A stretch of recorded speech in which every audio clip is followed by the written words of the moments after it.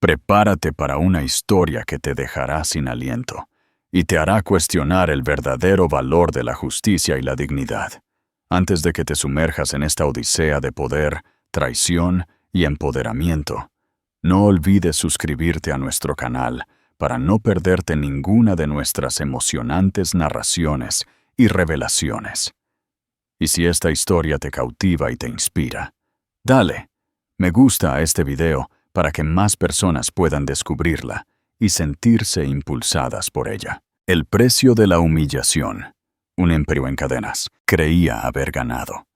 Se jactó de su victoria en Instagram para que el mundo viera un diamante deslumbrante en el dedo de su nueva y joven mujer. Una humillación final, pública, para la esposa que había desechado. Pero él la subestimó. Nunca imaginó que, mientras su publicación aún acumulaba me gusta, su exesposa desataría un contraataque tan devastador, tan perfectamente ejecutado, que destrozaría su mundo. Esta no es solo una historia de venganza, es la historia de una mujer que recupera su poder, de un multimillonario silencioso con secretos propios, y del día en que una simple publicación en redes sociales encendió una guerra que reduciría un imperio a cenizas y construiría otro desde sus escombros. El martes había comenzado como cualquier otro para Isabela Ferrer. El aroma a café recién hecho llenaba su minimalista apartamento en el barrio de Malasaña, un marcado contraste con la extensa y opulenta prisión que alguna vez compartió con Marcos Durán. La lluvia golpeaba las ventanas de suelo a techo. La ciudad de Madrid era una mancha de tonos grises y taxis amarillos. Durante los últimos 6 meses, desde que la tinta se secó en sus papeles de divorcio, Isabela había construido una vida de intención tranquila. Había volcado su alma en su galería de arte, El Enfoque, que finalmente estaba ganando terreno en la implacable escena artística de Madrid. Se estaba curando, o eso se decía a sí misma. Las profundas y dentadas heridas de las traiciones de Marcos se estaban cicatrizando lentamente, convirtiéndose en parte de su historia en lugar de su presente. Su teléfono zumbó en la fría encimera de mármol, una avalancha de notificaciones de un grupo de chat con sus amigas más cercanas. Los mensajes eran una mezcla caótica de indignación y preocupación. ¿Lo has visto, ese absoluto bastardo? Isa, no mires, en serio. Pero, por supuesto, tenía que mirar. Su pulgar, como con voluntad propia, navegó hacia Instagram, al perfil que había silenciado hacía tiempo, pero que nunca se atrevió a bloquear. Y ahí estaba. La publicación era una obra maestra de crueldad narcisista, meticulosamente elaborada para infligir el máximo dolor. Era una toma en primer plano, con iluminación profesional, de la mano de una mujer. Las uñas eran largas, acrílicas y pintadas de un tono de rosa chillón. Pero las uñas eran secundarias a la roca que se posaba en el cuarto dedo.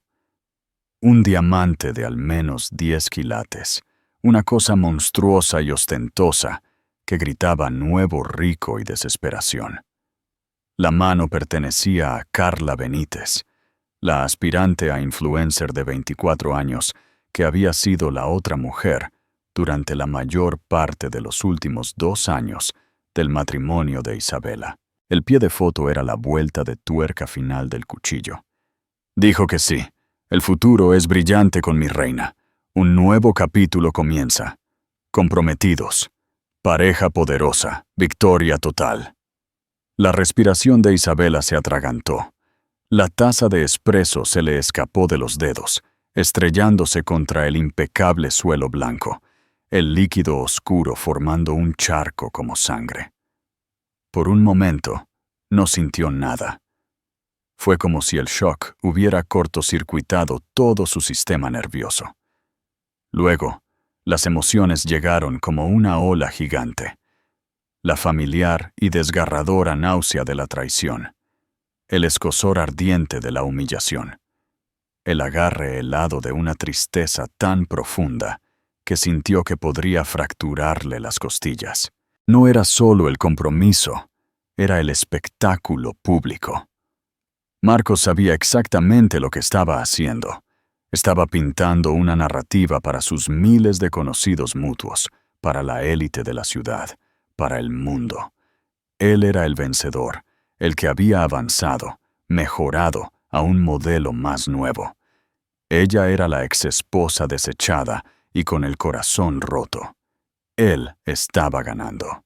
Su mente, traicionera, reprodujo un montaje de su vida juntos. Los primeros días, cuando Marcos, un carismático desarrollador inmobiliario, con una sonrisa que podía desarmar ejércitos, la había cautivado. Parecía un sueño, colmándola de afecto y promesas de un imperio compartido. Pero lenta e insidiosamente, el sueño se había agriado, convirtiéndose en una pesadilla. Él había menospreciado su pasión por el arte, llamando a su galería un pequeño pasatiempo bonito. La había manipulado psicológicamente, haciéndola dudar de su propia cordura, cuando ella le confrontaba sobre sus noches tardías y el persistente olor a perfume desconocido. La había aislado de sus amigos, erosionando su confianza hasta que se sintió como un fantasma en su propia vida, un accesorio elegantemente vestido en su brazo. Recordó la noche en que encontró la primera prueba concreta. Un recibo de tarjeta de crédito por una suite en el Hotel Palace, un lugar donde una vez habían celebrado su aniversario. Cuando lo confrontó, ni siquiera se molestó en negarlo. Simplemente la miró con una fría indiferencia que era más escalofriante que cualquier mentira. «No seas tan dramática, Isabela», había dicho, ajustándose la corbata en el espejo. «Es lo que gente como nosotros hace». El divorcio había sido brutal. Su equipo legal la había pintado como emocionalmente inestable, codiciosa y vengativa. Él había luchado contra ella por cada activo, alargando el proceso durante más de un año, una tortura lenta y metódica. Al final, ella se había ido con un acuerdo que era una fracción de lo que se le debía, solo para ser libre de él. Ella quería paz, quería desaparecer y reconstruir. Y ahora, con esta única publicación de Instagram, él estaba tratando de destrozar esa paz. Él estaba tratando de arrastrarla de vuelta a su órbita tóxica, para recordarle, y a todos los demás, que él era quien tenía todo el poder. Isabela se desplomó al suelo, ajena a la cerámica rota y al café que se enfriaba.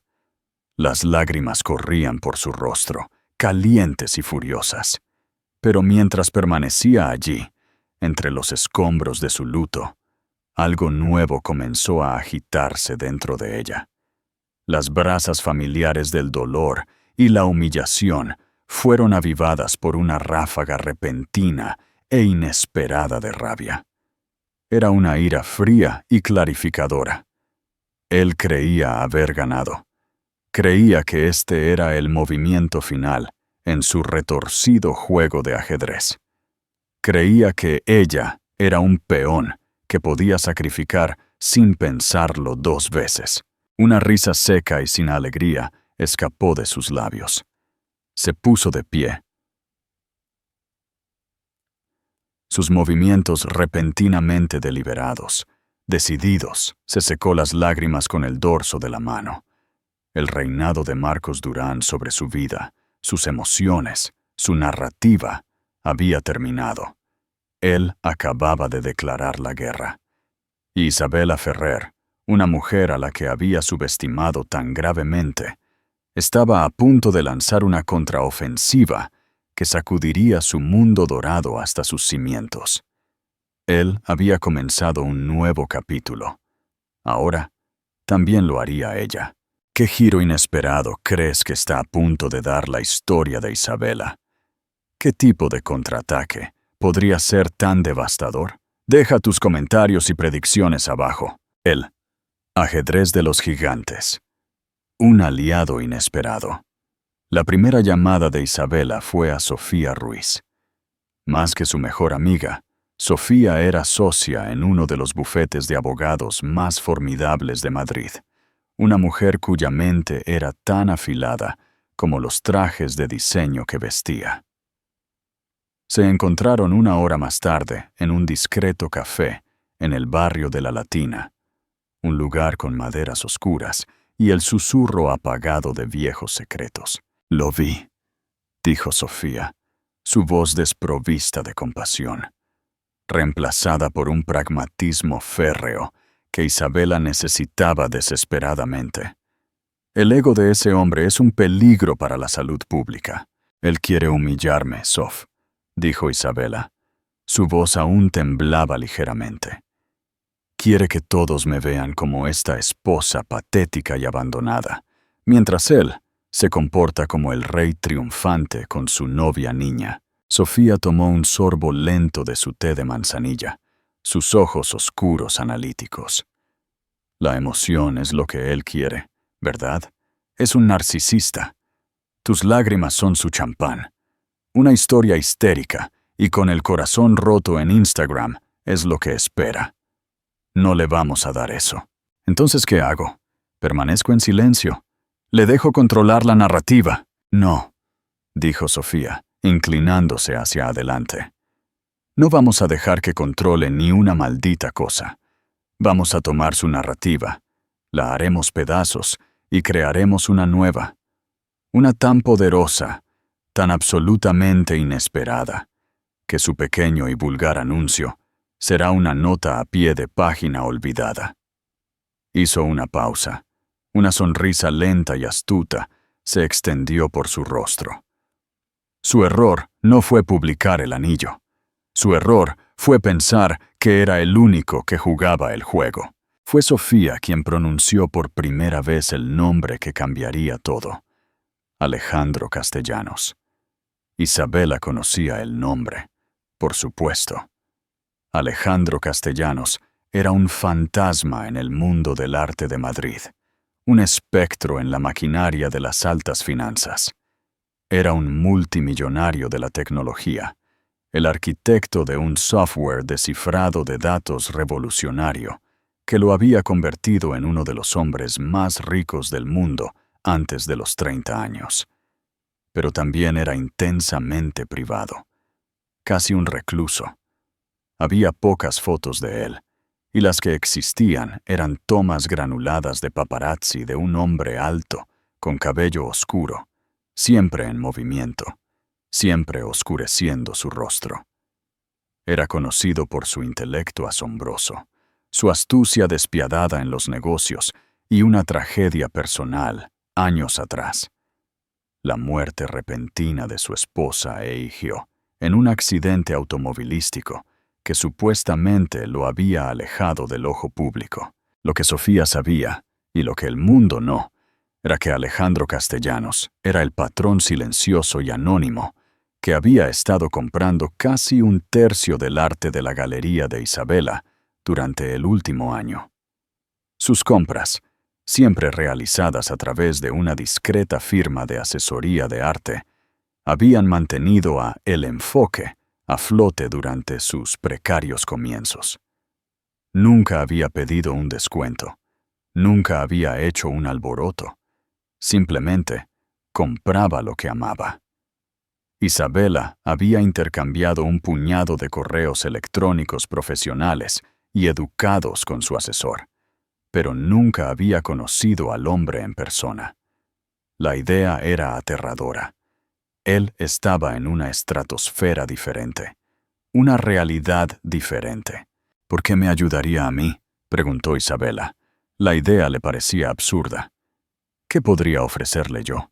«No le estás ofreciendo nada», replicó Sofía. «Te estás conectando con él. todo el mundo de Marcos se basa en una fachada de percepción pública y dinero ruidoso. Alejandro Castellanos es la antítesis de eso. Él es poder real. Es dinero viejo y discreto. Es sustancia sobre estilo. Marcos alardea de un diamante de 10 quilates. Un hombre como Castellanos probablemente aprecia la elegancia discreta de un zafiro raro. La semilla de una idea, salvaje y audaz, comenzó a echar raíces en la mente de Isabela. No se trataba de venganza, no del todo. Se trataba de alineación. Se trataba de encontrar un aliado cuya mera existencia fuera un reproche a todo lo que Marcos representaba. ¿Cómo podría siquiera contactarlo? La sonrisa de Sofía se amplió. Su asesor de arte, un hombre encantador llamado Carlos, es cliente de mi firma. Ya me he tomado la libertad de enviarle un mensaje preguntando si el señor Castellanos podría estar disponible para una consulta privada con la propietaria de la galería que tanto admira, con respecto a una posible nueva adquisición.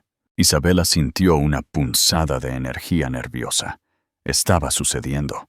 Sofía no solo estaba sugiriendo un plan, lo estaba ejecutando. La reunión se fijó para la noche siguiente, no en un restaurante, no en una oficina, sino en El Enfoque, después de horas. La galería era su territorio, su santuario. Era el único lugar donde sentía que podía encontrarse con un titán como Alejandro Castellanos, en algo que se pareciera a una igualdad de condiciones. Pasó todo el día en un estado de ansiosa preparación, curando la iluminación, arreglando las flores y cambiándose de atuendo media docena de veces antes de decidirse por un vestido negro simple y elegante que hablaba de confianza, no de desesperación. Exactamente a las 8 p.m., la campana de la galería sonó suavemente. No era un chofer ni un asistente quien entró, sino el hombre mismo. Alejandro Castellanos era más alto de lo que sugerían las fotos granuladas, con una constitución esbelta y atlética. Tenía ojos agudos e inteligentes que parecían absorberlo todo a la vez, y una intensidad tranquila, casi sombría. Su cabello era oscuro, con algunas canas distinguidas en las sienes, y su rostro era apuesto de una manera más atractiva que clásicamente perfecta. Llevaba un simple suéter de cachemira gris y pantalones oscuros, sin corbata, sin reloj, sin una ostentosa muestra de riqueza. Parecía menos un multimillonario y más un profesor de filosofía. «Señorita Ferrer», dijo, su voz un barítono bajo y agradable. «Gracias por aceptar reunirse». «Señor Castellanos», respondió Isabela, su voz más firme de lo que esperaba. «El placer es todo mío. Llevo mucho tiempo queriendo agradecerle personalmente su patrocinio». «Su ojo es impecable», dijo, su mirada recorriendo un gran lienzo abstracto. «Tiene un don para encontrar artistas que hablan una verdad». Caminaron por la galería en silencio, las luces de la ciudad centelleando a través del gran ventanal. Hablaron de arte, de la resonancia emocional del color y la forma. Isabela se encontró relajándose. El discurso cuidadosamente ensayado que había preparado se disolvió a medida que la conversación fluía con una facilidad inesperada. Él era reflexivo, un oyente brillante y poseía un ingenio seco y discreto. Había una melancolía palpable en él, un fantasma de su tragedia pasada, pero estaba atenuada por una fuerza profunda e inquebrantable. Ella se encontró contándole, no solo sobre el arte, sino sobre su visión para la galería, su pasión por dar una plataforma a las voces emergentes. Habló con un fervor que no había sentido en años, un fuego que Marcos había tratado tan duramente de extinguir. Finalmente, mientras estaban de pie frente a una sorprendente fotografía de un árbol solitario y resistente en un paisaje desolado. Isabela respiró hondo. Señor Castellanos, Alejandro, hay otra razón por la que le pedí que viniera esta noche. Él se giró para mirarla, su expresión ilegible pero no hostil. Ya lo sospechaba, y entonces ella le contó todo. Sobre Marcos, la humillación pública, la sensación de estar atrapada en una narrativa escrita por su abusador. Puso sus cartas sobre la mesa, no como una víctima, sino como una estratega buscando un aliado. No le pedía su lástima, ni su dinero. Le pedía algo mucho más valioso: su credibilidad. Él escuchó pacientemente. Su mirada nunca vaciló. Cuando ella terminó, un largo silencio flotó en el aire entre ellos. El corazón de Isabela latía con fuerza contra sus costillas. Acababa de cometer el mayor error de su vida, o el movimiento más brillante. Alejandro finalmente habló, su voz suave pero resuelta. Lo que Marcos Durán ha hecho no es solo un acto de crueldad, es un acto de profunda debilidad, y merece una respuesta, no de igual volumen, sino de calidad superior. Miró de ella a la fotografía del árbol resistente, y luego de nuevo a ella. Creo que puedo ayudar con eso. ¿Cuál crees que será la propuesta de Alejandro? ¿Será algo arriesgado o inesperado? Comparte tus teorías en los comentarios. La jugada maestra. Un falso compromiso, una verdadera conexión. El plan que Alejandro propuso era más audaz de lo que Isabela podría haber concebido. Era una jugada estratégica maestra, una pieza de ingeniería social tan audaz que la dejó sin aliento. Él no solo ofreció prestar su nombre, ofreció crear una realidad completamente nueva. Anunciaremos un compromiso, declaró Alejandro, su tono tan calmado como si estuviera discutiendo una adquisición de acciones, una declaración pública diseñada para establecer un nuevo status quo. La única contramedida efectiva es una declaración pública tuya, una que eclipse por completo la suya. Estaban en la oficina trasera de la galería, un espacio pequeño y desordenado que era el verdadero santuario de Isabela. Alejandro se sentó frente a ella, no con la imponente presencia de un multimillonario, sino con la intensidad concentrada de un gran maestro de ajedrez, trazando sus siguientes 10 movimientos. ¿Quieres que finja estar comprometida?, preguntó Isabela. Las palabras le resultaron extrañas y absurdas en la lengua. Propongo una alianza estratégica temporal, aclaró, su elección de palabras deliberada y desprovista de sentimentalismo romántico. Un compromiso ficticio, conmigo. Isabela lo miró, tratando de procesar la pura audacia de la sugerencia.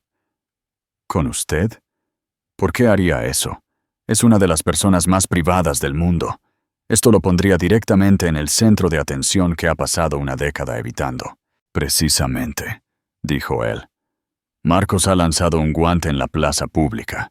Si su exesposa desconocida y con el corazón roto, de repente se compromete con un hombre que es notoriamente inalcanzable, crea un cambio narrativo de proporciones sísmicas. Reencuadra toda la historia. Él ya no es el que se fue, sino el que fue dejado atrás. Su victoria se convierte en un patético intento de salvar la cara. Vio la vacilación en sus ojos, el conflicto que luchaba dentro de ella. Isabela, dijo, su voz se suavizó ligeramente. Entiendo tu reticencia. Esto no se trata de rebajarse a su nivel. Se trata de cambiar completamente el tablero de juego. Su anuncio fue ruidoso, ostentoso y desesperado. El nuestro será lo contrario.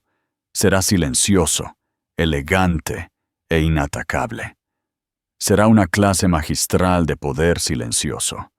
Piénsalo no como una mentira, sino como una obra de arte escénica que se representa en el escenario público. La lógica era impecable, casi hermosa en su despiadada eficiencia, pero era el hombre que la presentaba quien estaba empezando a influir en ella.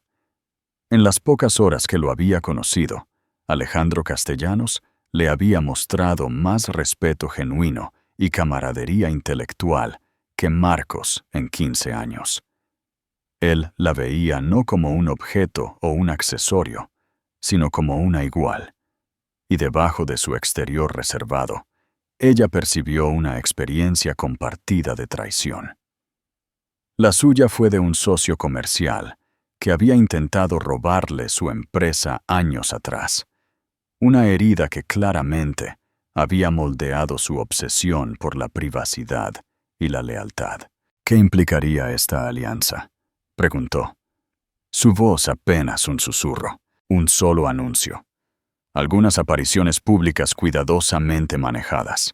Un frente unido por un período limitado hasta que la narrativa se restablezca y Marcos Durán sea irrelevante. Y luego disolveremos el acuerdo tan discretamente como lo comenzamos, explicó.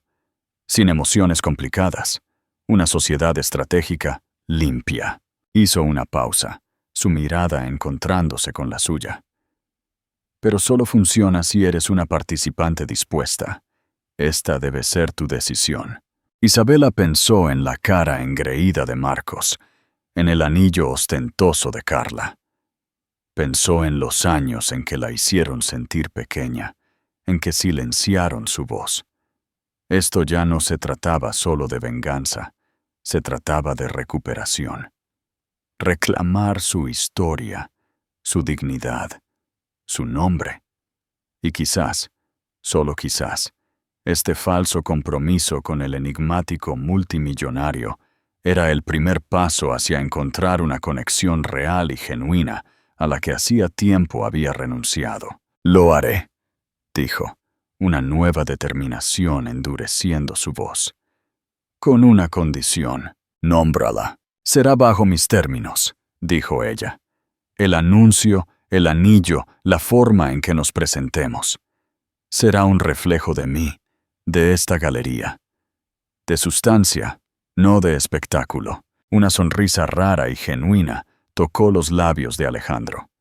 No esperaría menos. Las siguientes 24 horas fueron un torbellino de actividad clandestina. El equipo de Alejandro, un grupo pequeño y ferozmente leal de profesionales, se movió con una eficiencia silenciosa e impresionante. Un equipo de seguridad tan discreto que Isabela apenas los notó fue una señal para ella. Una experta en relaciones públicas, una mujer con cabello plateado y ojos que no se perdían nada, fue trasladada en avión desde Londres para pulir los detalles de su historia. El punto central del plan, sin embargo, era el anillo. Alejandro insistió en que fuera perfecto. No la llevó a Tiffany's o Harry Winston. En cambio, arregló una cita con un joyero privado, un artesano anciano que trabajaba en un taller polvoriento y sin distintivos en el barrio de los Diamantes, para que los conociera. «Quiero algo que refleje a la señorita Ferrer», le dijo Alejandro al joyero. «Algo con historia, con alma. No una piedra que grite, sino una que cante». El joyero sacó una bandeja de terciopelo. Anidado en el centro, había un anillo que hizo que Isabela jadeara. Era un zafiro azul real, de corte cojín, impecable, de unos 5 quilates, flanqueado por 2 sutiles diamantes de talla esmeralda. El engaste era de platino vintage, intrincadamente detallado, pero no recargado. Era lo más hermoso que había visto. Era elegante, atemporal y poderoso. Era todo lo que el diamante de Marcos no era. Una vez fue propiedad de una princesa danesa en la década de 20, explicó el joyero. Se dice que trae sabiduría y protección a quien lo lleva. Mientras Alejandro deslizaba el anillo fresco y pesado en su dedo, Un extraño e inesperado shock pasó entre ellos. Por un segundo fugaz en la tenue luz del taller, no se sintió como una alianza estratégica. Se sintió real. El anuncio estaba programado para esa noche, precisamente 4 horas después de que la publicación de Marcos hubiera alcanzado su punto máximo de viralidad. No habría comunicado de prensa, ni exclusiva para una revista de chismes, solo una única publicación en el Instagram personal de Isabela, una cuenta que había mantenido privada y rara vez usaba. La experta en relaciones públicas los había entrenado para la foto. Tenía que ser íntima, pero no forzada. La idea de Alejandro fue simple y brillante. Estaban en el apartamento de Isabela, las luces de la ciudad como un brillante telón de fondo. Él tomó su mano, el anillo de zafiro, de un azul profundo y fascinante, contra su piel. Su propia mano, fuerte y sin adornos, la sostenía suavemente. Era una imagen de intimidad tranquila, de fuerza compartida. La foto fue tomada en blanco y negro, una elección que la elevó de inmediato, dándole una cualidad atemporal y artística. El pie de foto fue creación de Isabela. 3 palabras simples, un nuevo capítulo. A las 9:17 p.m., con Alejandro a su lado, Isabela Ferrer respiró hondo y pulsó publicar. La contraofensiva digital había sido lanzada. ¿Cómo crees que reaccionará el mundo ante esta sorprendente noticia? ¿Podrá la jugada de Isabela superar la de Marcos? Comparte tus predicciones en la sección de comentarios. La detonación digital y la caída de un rey Internet no solo reaccionó, detonó.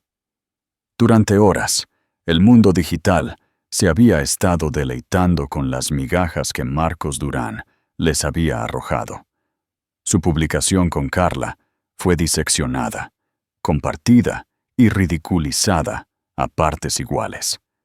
Era material de tabloide de manual. El hombre rico y mayor, la amante joven, el anillo ostentoso.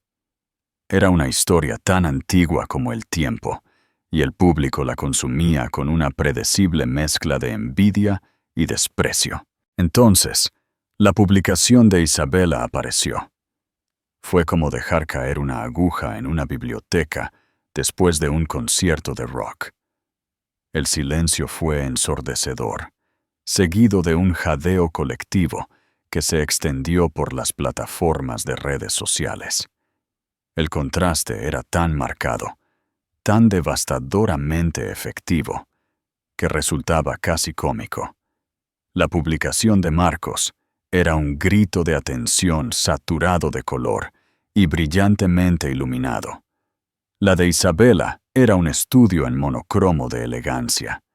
Su pie de foto era un párrafo jactancioso cargado de hashtags. El suyo era un poema de 3 palabras. Su anillo era un trozo de carbono llamativo. El suyo era una obra de arte impregnada de historia y tranquila confianza. En cuestión de minutos, la narrativa comenzó a cambiar. Las comparaciones lado a lado de las 2 publicaciones se hicieron virales. Las secciones de comentarios se convirtieron en un campo de batalla de la opinión pública. En la publicación de Marcos, esto envejeció bien. LOL, 10 quilates de desesperación. El anuncio de su exesposa es el mic drop más elegante de la historia. En la publicación de Isabela. Así es como se hace. Pura clase. ¿Quién es él? La mano se ve poderosa. No sé quién es ella, pero acaba de ganar todo Internet. El verdadero caos comenzó cuando un periodista astuto de un periódico financiero de buena reputación reconoció el sutil sello en el dedo meñique de la mano del hombre en la foto de Isabela. Era el escudo de la familia Castellanos. El titular estalló justo antes de la medianoche. Isabela Ferrer, ex esposa de Marcos Durán, comprometida con el reclusivo multimillonario Alejandro Castellanos. La onda expansiva golpeó a Marcos Durán como un golpe físico.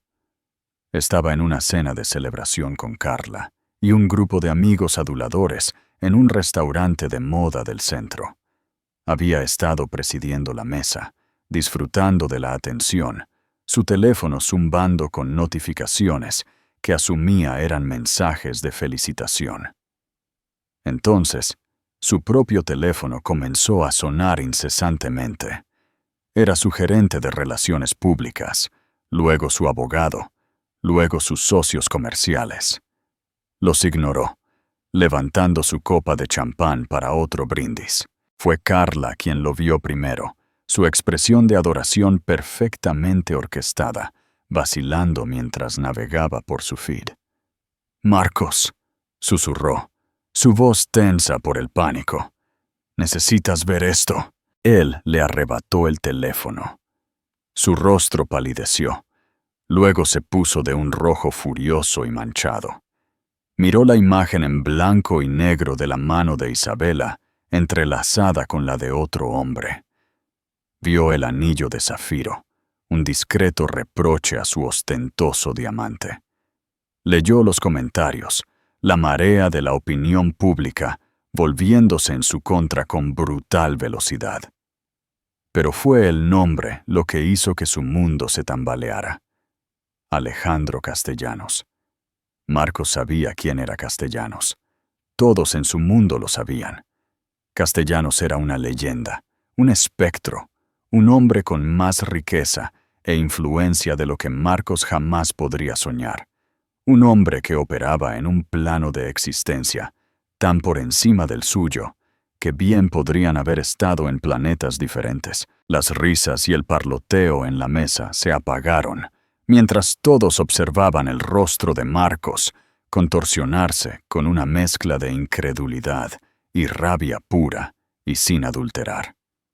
Sintió una profunda humillación que le destrozaba el ego, 1000 veces peor que cualquier cosa que hubiera pretendido infligir a Isabela. Había querido mostrar al mundo que había mejorado. El mundo ahora le decía que ella lo había hecho. Se había presentado como el rey solo para ser revelado como el bufón de la corte. Su victoria cuidadosamente construida se había desmoronado en polvo en cuestión de horas. Mientras tanto, Carla estaba teniendo su propia crisis. Se había unido a Marcos, creyendo que era la cima del éxito. Había soportado las burlas y los susurros de ser la otra mujer, porque pensó que era su boleto a la cima. Ahora, al ver la reacción del público, al ver el nombre de Alejandro Castellanos, sintió un vuelco nauseabundo en el estómago. Ella no era la reina de una pareja poderosa, era un accesorio de mal gusto, y acababa de ser espectacularmente eclipsada. El diamante en su dedo de repente se sintió pesado, barato y vulgar. Las grietas en su relación con Marcos, que siempre habían estado ahí bajo la superficie, comenzaron a ensancharse hasta convertirse en abismos. ¿Crees que esta humillación pública será el final para Marcos o intentará un nuevo ataque? ¿Qué destino le espera a Carla después de esto? Comparte tus pensamientos y reacciones en los comentarios. Las ruinas de un imperio y el último peón. Para Isabela y Alejandro, la caída fue un tipo diferente de tormenta. Lo observaron desarrollarse desde el tranquilo santuario del ático de Alejandro, un espacio impresionante y minimalista, con vistas al Parque del Retiro. La experta en relaciones públicas, la mujer de cabello plateado llamada Leonor, respondió con calma a las llamadas de todos los principales medios de comunicación del mundo, emitiendo una única declaración uniforme. El señor Castellanos y la señorita Ferrer están muy felices y solicitan que se respete su privacidad en este momento. La demanda de privacidad, por supuesto, solo avivó la fascinación del público. El compromiso se convirtió en la historia más grande del año. ¿Quién era Isabela Ferrer? ¿Cómo había capturado el corazón del multimillonario más esquivo del mundo? Su romance ficticio estaba siendo escrito por millones de extraños en tiempo real. Tuvieron que navegar esta nueva realidad juntos. Su primera aparición pública fue unos días después, en una gala benéfica para el Museo del Prado. En el momento en que salieron del coche, fueron engullidos por un cegador mar de flashes. Alejandro, que había pasado años evitando esta misma escena, era la imagen de la calma. Puso una mano protectora en la parte baja de la espalda de Isabela, guiándola a través del frenesí. Dentro, eran el centro de gravedad innegable. Personas que una vez habían ignorado a Isabela, ahora clamaban por una presentación. Marcos también estaba allí con Carla a cuestas. Intentó acercarse a ellos, con una sonrisa depredadora pegada en su rostro, pero el equipo de seguridad de Alejandro se materializó, formando una barrera educada pero infranqueable. Marcos se quedó allí, impotente y furioso, mientras Alejandro se inclinaba y le susurraba algo al oído a Isabela, que la hizo reír. Un sonido genuino y hermoso, que hizo eco de su derrota en todo el salón de baile. La actuación fue estimulante, aterradora y sorprendentemente natural. Las líneas entre la alianza estratégica y una conexión real comenzaban a desdibujarse. De pie junto a Alejandro, Isabela no sentía que estuviera interpretando un papel. Sentía que finalmente se estaba convirtiendo en la mujer que siempre estuvo destinada a ser. Poderosa, segura de sí misma y completamente dueña de su propia historia. El juego había cambiado, pero estaba lejos de terminar. Marcos Durán era un animal acorralado, y los animales acorralados siempre eran los más peligrosos. La derrota no era un concepto que Marcos Durán procesara bien. La humillación, por otro lado, era un potente combustible para su particular marca de obsesión vengativa. Que el mundo viera a Isabela, su esposa desechada, del brazo de un hombre como Alejandro Castellanos, era una amenaza existencial para su ego. No podía aceptarlo. Tenía que derribarlo. Su primer movimiento fue intentar desenterrar información comprometedora. Contrató a un equipo de despiadados investigadores privados, de los que operaban en las sombras legales más sórdidas de la ciudad. «Encuentren todo sobre Castellanos», gruñó, paseándose por su oficina como un tigre enjaulado. «Quiero saber qué desayuna, con quién se acostó en la universidad, dónde enterró los cuerpos. Nadie es tan limpio, pero Alejandro Castellanos no solo era limpio, era una fortaleza. Toda su vida era un testimonio de privacidad meticulosa y seguridad digital». Los investigadores se toparon con un muro de datos cifrados, acuerdos de confidencialidad inquebrantables y personal ferozmente leal. El equipo de seguridad privado de Alejandro, un grupo de exagentes de inteligencia, siempre estuvo 2 pasos por delante. Interceptaron los intentos de los investigadores privados de sobornar a un exempleado. Detectaron un intento de hackeo en los servidores personales de Alejandro y discretamente hicieron saber a los investigadores, a través de una serie de advertencias sutiles pero inconfundibles, que estaban pisando un terreno letalmente peligroso. Después de 2 semanas y $250 millones, el investigador principal llamó a Marcos con una conclusión tajante. «No podemos tocarlo. Es como intentar investigar a un fantasma». Frustrado y cada vez más paranoico, la obsesión de Marcos comenzó a envenenar todos los demás aspectos de su vida. Su negocio inmobiliario, Propiedades Durán, siempre había operado en una zona gris, construido sobre agresivos apalancamientos, acuerdos verbales y atajos regulatorios. Pero con el intenso nuevo escrutinio mediático sobre todo lo relacionado con la saga Ferrer Castellanos, sus prácticas turbias ya no estaban a salvo en las sombras. Un joven y hambriento periodista de El Confidencial, llamado Pablo Navarro, olió la sangre. Comenzó una investigación profunda sobre Propiedades Durán, comenzando con el espectáculo público de los compromisos en duelo.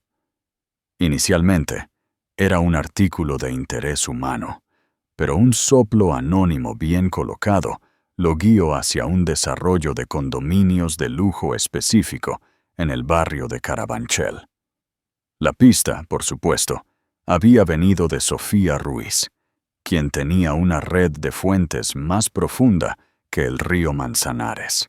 Pablo Navarro descubrió una serie de permisos falsificados, materiales de baja calidad y un esquema masivo de fraude de seguros relacionado con un incendio que convenientemente había ocurrido justo antes de una inspección importante.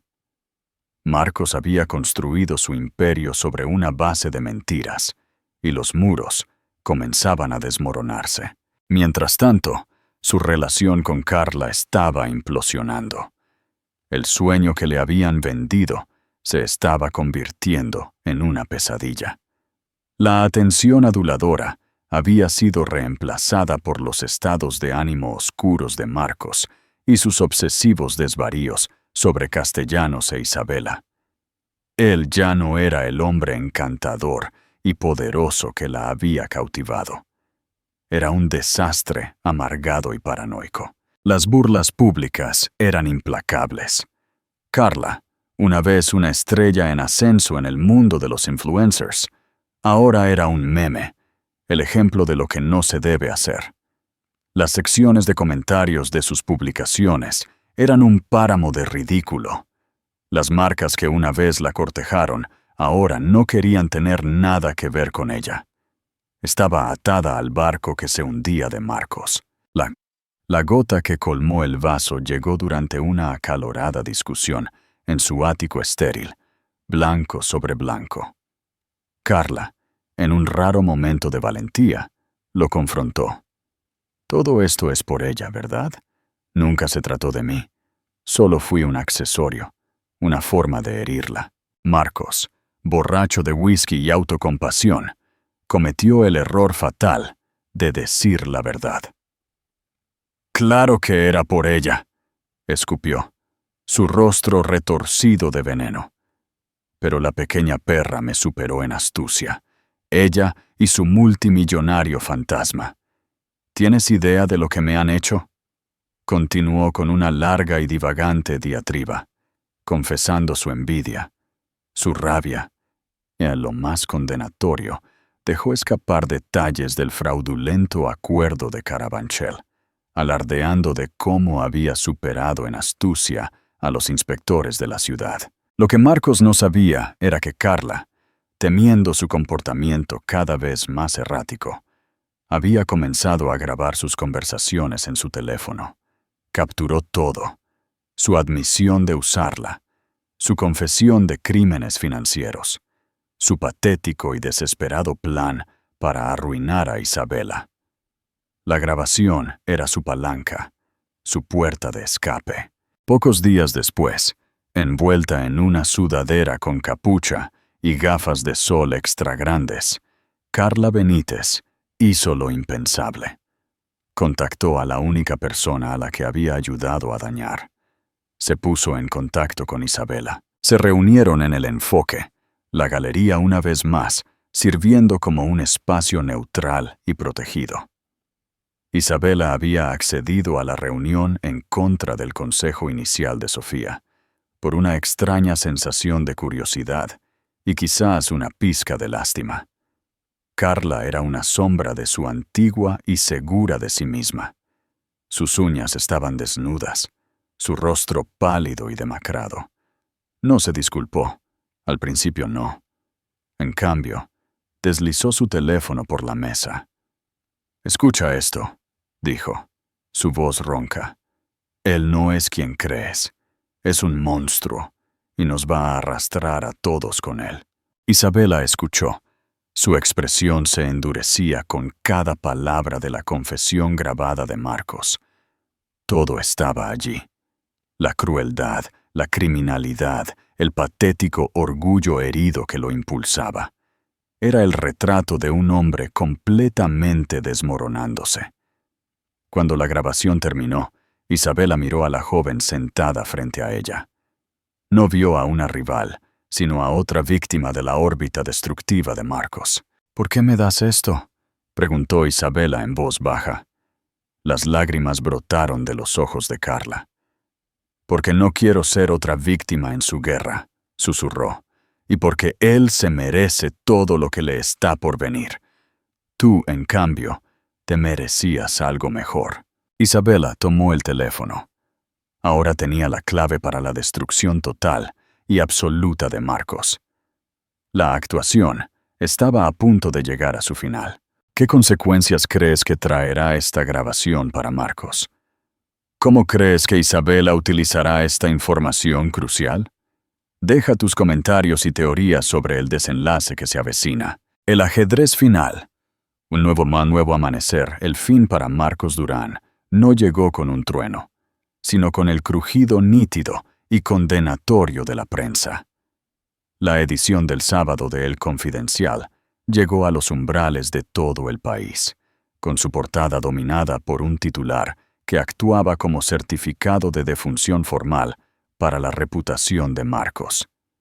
La Casa Durán, un imperio cimentado en el fraude. El artículo de Pablo Navarro no era una mera exposición. Era una autopsia forense de una empresa corrupta. Detallaba el esquema de condominios de Carabanchel con escalofriante precisión, describiendo los planos arquitectónicos falsificados, las facturas de acero de alta calidad que correspondían a entregas de compuestos baratos y de baja calidad, y la intrincada red de empresas fantasma utilizadas para lavar el pago del seguro por un incendio eléctrico sospechosamente conveniente. El artículo se fortaleció con citas de exempleados descontentos y residentes aterrorizados de sus otros edificios, pintando un retrato no de un desarrollador audaz, sino de un depredador imprudente, cuya codicia había puesto activamente en peligro vidas. Isabela lo vio primero en una tableta que Alejandro le entregó mientras compartían un tranquilo desayuno en su ático soleado y ordenado. El caos de las últimas semanas se había asentado en una extraña calma anticipatoria. Mientras leía, su café se enfrió. Cada hecho meticulosamente documentado era una reivindicación, una piedra colocada en la tumba del hombre que la había atormentado durante tanto tiempo. No había alegría en ello, solo una profunda y cansada sensación de justicia. El mundo digital, que se había estado deleitando con el drama personal, giró con voraz velocidad hacia el escándalo corporativo. La narrativa cambió instantáneamente de chismes de sociedad a delitos financieros graves. En la Bolsa de Madrid, la reacción fue implacable y rápida. El lunes por la mañana, la campana de apertura sonó como un toque de difuntos. Las acciones de Propiedades Durán, ya frágiles, no solo cayeron, se evaporaron. Llamadas frenéticas inundaron las centralitas. Se convocó una reunión de emergencia de la Junta, pero fue una reunión de fantasmas, hurgando en un cadáver. Al mediodía, se vio a investigadores federales entrando en la sede de Propiedades Durán con citaciones, y las acciones fueron oficialmente excluidas de la lista. Una letra escarlata en el mundo de las altas finanzas. Los inversores que una vez palmearon la espalda de Marcos en clubes exclusivos, ahora trataban su nombre como un contagio.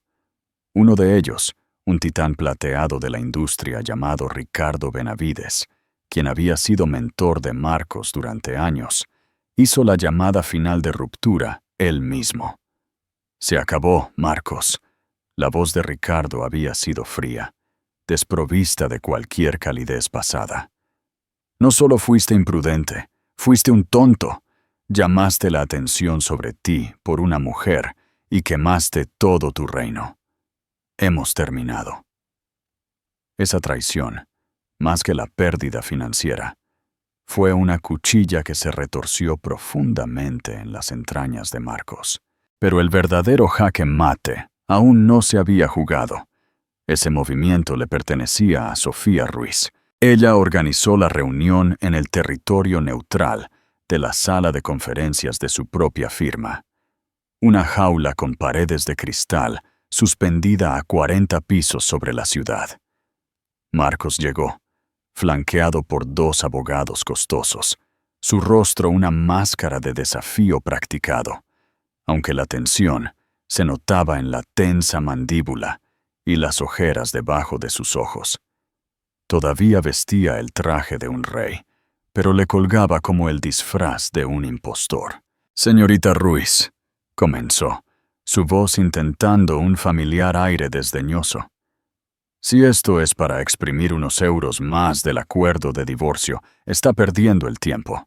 Como sin duda habrá leído, mi liquidez está temporalmente comprometida». Sofía sonrió, una curvatura lenta y depredadora de sus labios.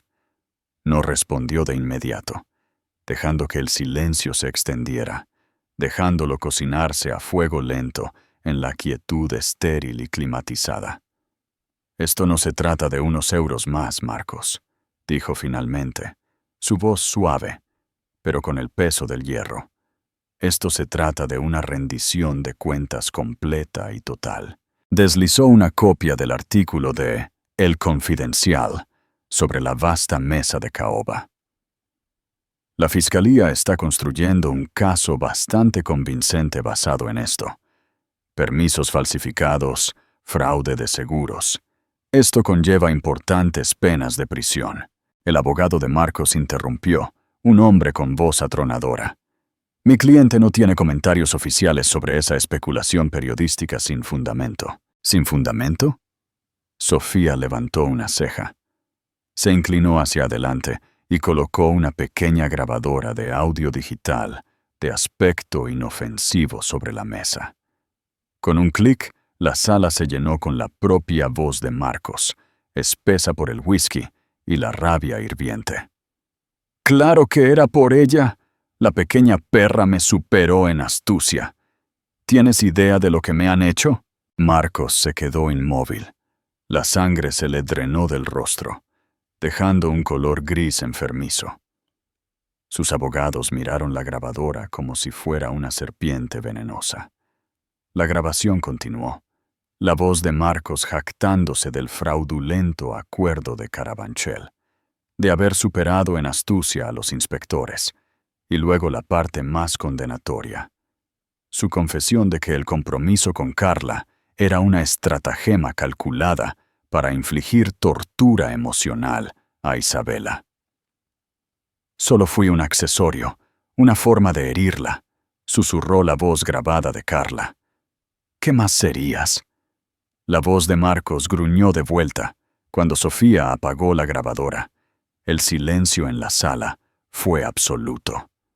La máscara de desafío de Marcos se había roto, dejando solo el rostro crudo y patético de un hombre que había sido completa y totalmente superado. «Eso», dijo Sofía, su voz bajando a un casi susurro, «es el testimonio de tu prometida, quien está dispuesta a ofrecerlo, junto con una gran cantidad de otras pruebas a la Fiscalía, a cambio de inmunidad.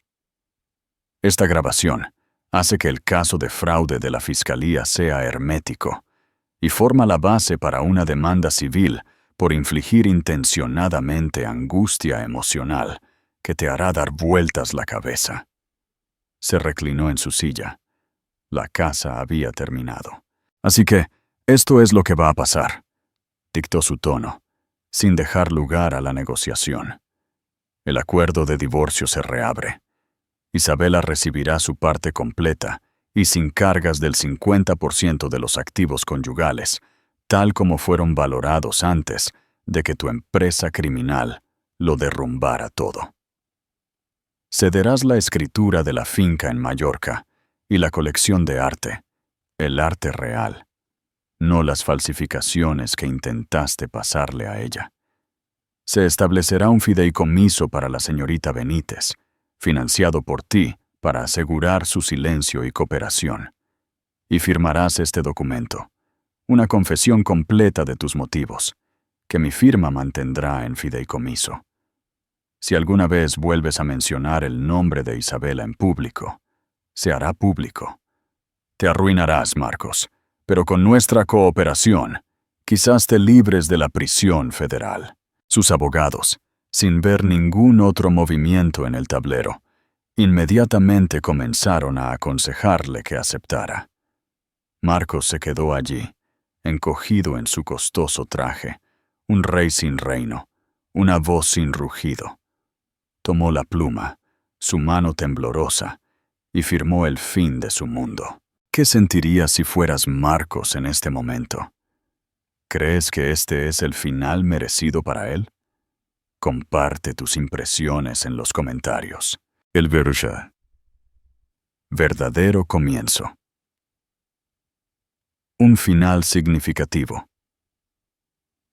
Mientras el mundo de Marcos terminaba, el de Isabela florecía. La alianza estratégica con Alejandro había florecido, tranquila y orgánicamente, en la relación más profunda de su vida. La actuación había terminado, pero la conexión que había forjado era real. Habían pasado semanas en una burbuja de su propia creación, descubriendo las personas que eran detrás de las fachadas públicas. Hubo una caminata nevada por el Parque del Retiro, donde él habló por primera vez sobre su difunta esposa, no con una pena abrumadora, sino con una suave nostalgia, admitiendo que Isabela era la primera persona que le hacía sentir la promesa de un futuro, no solo el recuerdo de un pasado. Hubo una noche en su cocina, donde él, el formidable multimillonario, cocinó torpemente pero con sinceridad pasta para ella. El simple acto de domesticidad fue más íntimo que cualquier gran gesto. Él, a su vez, se enamoró de su fuego. La observaba en la galería, su rostro lleno de pasión, mientras hablaba con un artista o negociaba con un coleccionista, y veía a la mujer brillante y resistente que Marcos había intentado y fallado en extinguir. Meses después, con el invierno derritiéndose en la promesa de una primavera madrileña, estaban juntos en el centro de El Enfoque después del cierre. La galería estaba en silencio, el arte en las paredes bañado por el suave y etéreo resplandor de la ciudad al anochecer. Isabela acababa de cerrar una venta importante, consolidando la reputación de la galería y la suya propia como una fuerza formidable en el mundo del arte. Una sensación de paz profunda y merecida se apoderó de ella. «Realmente se acabó», dijo, su voz llena de una tranquila maravilla mientras veía las luces de la ciudad comenzar a brillar. «Para él es un final», dijo Alejandro, su voz una cálida presencia a su lado. Suavemente le tomó la mano, la que todavía llevaba el anillo de zafiro que lo había comenzado todo. «Para nosotros, espero que sea solo el principio». Se giró para mirarla, su mirada directa y llena de una emoción que le cortó la respiración. «Isabela Ferrer», comenzó, su voz imbuida de una profunda sinceridad que vibraba a través de ella. Todo esto comenzó como una estrategia, una actuación pública, pero en algún lugar, entre el resplandor de las cámaras y los momentos tranquilos intermedios, se convirtió en lo más verdadero e importante de mi vida. Me trajiste de vuelta de un largo y gris exilio, y me mostraste lo que se sentía al vivir de verdad de nuevo. Ya no estoy fingiendo. Para su asombro, él se arrodilló, no con un florecimiento de drama teatral, sino con la reverencia humilde y sincera de un hombre que entrega su alma en tierra sagrada. La miró, el poderoso y reclusivo Alejandro Castellanos, completamente vulnerable. Te amo. No la idea de ti, no la mujer que me ayudó en un juego estratégico, sino a ti, tu fuerza, tu pasión, tu corazón. ¿Me harías el increíble honor de convertir este nuevo capítulo en nuestra historia para siempre? ¿Te casarías conmigo, Isabela, de verdad esta vez? Lágrimas, no de tristeza o dolor, sino de alegría pura y sin adulterar, corrieron por su rostro. Miró a este hombre increíble, su aliado, su compañero, su mejor amigo, su amor. Había comenzado este viaje simplemente tratando de sobrevivir, de reclamar su propia historia. Nunca soñó que la llevaría hasta aquí. Sí, susurró, su voz ahogada por la emoción, mientras se arrodillaba para encontrarse con él. Sí, 1000 veces sí. El último y patético epílogo de Marcos Durán se desarrolló en un apartamento pequeño y lúgubre, en un rincón olvidado del barrio de Usera. El aire denso con el olor a comida, para llevar rancia y arrepentimiento. Estaba sin afeitar, sus impecables trajes de antes reemplazados por pantalones deportivos manchados. Se desplazaba sin rumbo en un teléfono inteligente barato y con la pantalla rota cuando apareció una alerta de noticias de una revista de celebridades.